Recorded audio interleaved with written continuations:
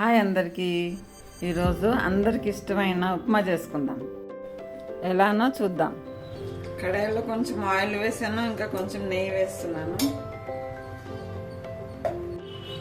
నెయ్యి వేడైంది. దీనిలో ఆవాలు జీలకర్ర వేస్తున్నా, కొంచెం శనగపప్పు, మినపప్పు, పచ్చిమిర్చి,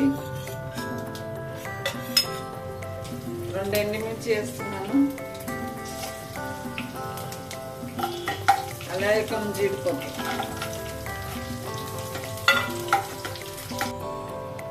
కరివేపాకు. ఈ పప్పులు మంచిగా ఫ్రై అయ్యే వరకు ఫ్రై చేసుకోవాలి. దీనిలో నేను ఆనియన్స్ వేయట్లేదండి. ఈ ఆనియన్ ఇప్పుడు నేను చేసే దాంట్లో ఆనియన్ వేసుకోదు. ఆనియన్ వేస్తే అంత బాగోదు. పప్పులు వేగిని.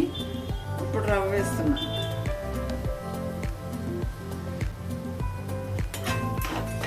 రవ్వ కొంచెం స్మెల్ వచ్చే వరకు ఫ్రై చేసుకోవాలి.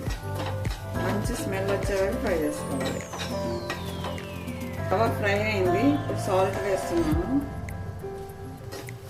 మంచిగా ఇలా రవ్వ మంచిగా ఉబ్బాలి. ఇట్లా మంచిగా ఫ్రై అవ్వాలి. రవ్వ మాడకుండా తిప్పుతూనే ఫ్రై చేసుకోవాలి.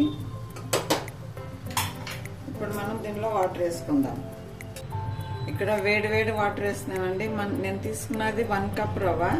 ఇది 2 కప్స్ వాటర్ వేస్తున్నాను. దీంట్లో మొత్తం ఒకసారి పోయొద్దండి. వాటర్ పైకి వచ్చేస్తే కొంచెం కొంచెం వాటర్ వేసుకుంటూ కలుపుకోవాలి.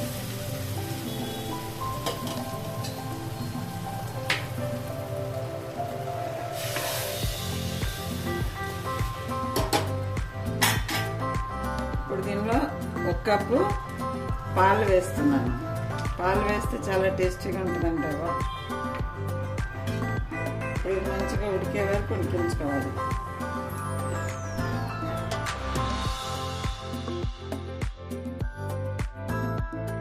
మూత పెట్టి 2 మినిట్స్ ఉడికించుకోవాలి.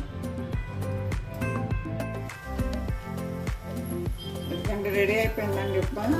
దీనిలో కొంచెం నెయ్యి వేస్తున్నాను.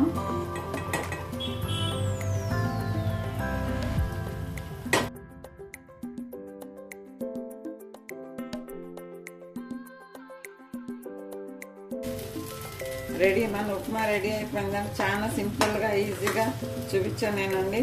10 మినిట్స్లో రెడీ అయిపోతుందండి. చాలా టేస్టీగా కూడా ఉంటుంది. ఇప్పుడు నేను పాలు వేసాను కదా, దీంట్లో పాలు ప్లేస్లో పెరుగు కూడా వేసుకుంటారు. చాలా సూపర్గా ఉంటుంది. నా వంటలు మీకు నచ్చితే లైక్ చేయండి, షేర్ చేయండి, కామెంట్ చేయండి, సబ్స్క్రైబ్ కూడా చేసుకోండి. Thank you for watching.